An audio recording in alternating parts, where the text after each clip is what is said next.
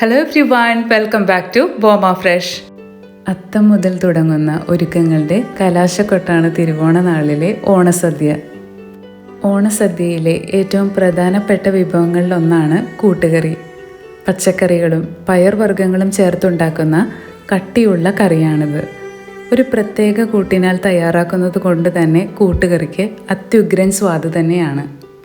അപ്പോൾ സദ്യ സ്പെഷ്യൽ കൂട്ടുകറി എങ്ങനെ തയ്യാറാക്കുമെന്ന് നമുക്കൊന്ന് നോക്കാം. കൂട്ടുകറിക്ക് വേണ്ടിയിട്ടുള്ള 100 ഗ്രാം കടലയാണിത്. 5 മുതൽ 6 മണിക്കൂർ വരെ കുതിർത്ത ശേഷം അല്പം ഉപ്പ് ചേർത്ത് 3 മുതൽ 4 വിസിൽ വരെ ഇതിനൊന്ന് വേവിച്ചെടുക്കുക. ഞാനിവിടെ കറുത്ത കടലയാണ് ഉപയോഗിച്ചിരിക്കുന്നത്. വെള്ളക്കടലയാണെങ്കിലും ഇതിനായിട്ട് ഉപയോഗിക്കാവുന്നതാണ്. കടലയുടേതുപോലെ തന്നെ 100 ഗ്രാം ചേനയും ചതുര കഷ്ണങ്ങളായി അരിഞ്ഞ് ഉപ്പ്, മഞ്ഞൾപ്പൊടി എന്നിവ ചേർത്ത് സെപ്പറേറ്റായി വേവിച്ചെടുത്തതാണിത്. ചേനയ്ക്ക് മറ്റു പച്ചക്കറികളെ അപേക്ഷിച്ച് അല്പം വേവ് കൂടുതലാണ്, അതുകൊണ്ടാണ് ഇങ്ങനെ ചെയ്യുന്നത്. ഇനി ഇതിലേക്ക് ആവശ്യമായിട്ടുള്ള മറ്റു പച്ചക്കറികളൊന്ന് നോക്കാം. ഇതിനായി എടുത്തിരിക്കുന്നത് 100 ഗ്രാം വെള്ളരിക്ക. വെള്ളരിക്കയ്ക്ക് പകരം കുമ്പളങ്ങ ആയാലും എടുക്കാവുന്നതാണ്. 100 ഗ്രാം പടവലങ്ങ, 100 ഗ്രാം മത്തങ്ങ, പിന്നെ 100 ഗ്രാം പച്ചക്കായുമാണ്. ഇതെല്ലാം നന്നായി കഴുകി തൊലി കളഞ്ഞ ശേഷം ചതുര കഷ്ണങ്ങളാക്കി മുറിച്ച് വയ്ക്കുക. ഇനി ഒരു മൺചട്ടിയിലേക്ക് ചേനയും കടലയും ഒഴികെയുള്ള പച്ചക്കറികൾ ഓരോന്നായി ഇട്ട് കൊടുക്കുക. എന്നിട്ട് ഇത് വേവാൻ ആവശ്യമായിട്ടുള്ള 1/2 കപ്പ് വെള്ളവും 1/2 ടീസ്പൂൺ മഞ്ഞൾപ്പൊടിയും 1/2 ടീസ്പൂൺ മുളക് പൊടിയും 1/4 ടീസ്പൂണിൻ്റെ പകുതി കായപ്പൊടിയും 2 തണ്ട് കറിവേപ്പിലയും ആവശ്യത്തിനുള്ള ഉപ്പും കൂടെ ചേർത്ത് നന്നായി ഇളക്കി യോജിപ്പിക്കുക.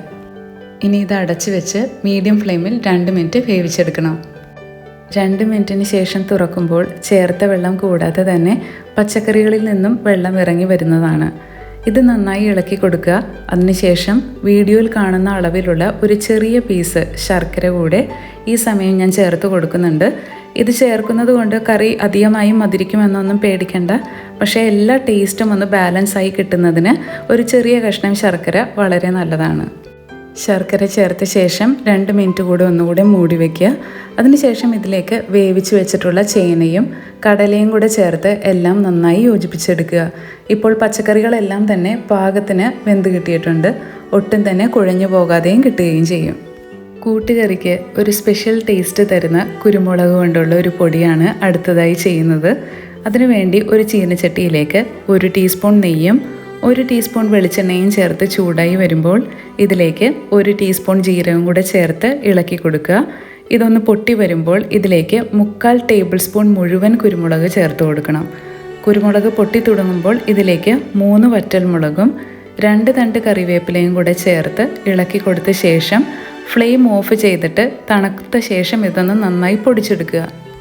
ഇനി ഇതേ ചട്ടിയിലേക്ക് തന്നെ 2 ടേബിൾ സ്പൂൺ വെളിച്ചെണ്ണ ഒഴിച്ച് അത് ചൂടായിട്ട് വരുമ്പോൾ 1/2 ടേബിൾ സ്പൂൺ ഉഴുന്നുകൂടെ ചേർത്ത് ഇളക്കി നന്നായി മൂപ്പിച്ചെടുക്കണം. ഇത് മൂത്ത ശേഷം 1 കപ്പ് തേങ്ങ ചിരകിയത് ചേർത്ത് കൈയെടുക്കാതെ വഴറ്റി കൊടുക്കുക. ഇതിലേക്ക് 3 തണ്ട് കറിവേപ്പിലയും കൂടെ ചേർത്ത് വഴറ്റിയെടുക്കണം. കൂട്ടുകറിക്ക് തേങ്ങ ഒട്ടും തന്നെ കരിയാതെ നല്ല ബ്രൗൺ കളറിൽ വേണം ആക്കിയെടുക്കാനായിട്ട്. ഇതുപോലെ നല്ല ബ്രൗൺ കളർ ആയ ശേഷം ഇതിൽ നിന്നും കുറച്ച് മാത്രം എടുത്ത് അല്പം വെള്ളം കൂടെ ചേർത്ത് മിക്സിയുടെ ചെറിയ ജാറിൽ ഇത് നന്നായി അരച്ചെടുക്കുക. ബാക്കി വറുത്ത തേങ്ങ കോരി മാറ്റി വയ്ക്കണം. ഇനി വേവിച്ച് വെച്ചിരിക്കുന്ന കഷ്ണങ്ങളെല്ലാം തന്നെ ഈ ചട്ടിയിലേക്ക് ഇട്ട ശേഷം അരച്ച് വെച്ചിട്ടുള്ള തേങ്ങയും വറുത്ത് പൊടിച്ച കുരുമുളകിൻ്റെ കൂട്ടും ചേർത്ത് നന്നായി മിക്സ് ചെയ്യുക. ഇത് നന്നായി മിക്സായി വരുമ്പോൾ ഇതിലേക്ക് വറുത്ത് വെച്ചിട്ടുള്ള തേങ്ങ ചേർത്ത് വീണ്ടും നന്നായിട്ട് യോജിപ്പിച്ചെടുക്കുക. ഒരു ഫൈനൽ ടച്ചിനായി 3 തണ്ട് കറിവേപ്പില നന്നായി ഞെരടി കൂടെ ഇതിലേക്ക് ചേർത്ത് കൊടുക്കുക.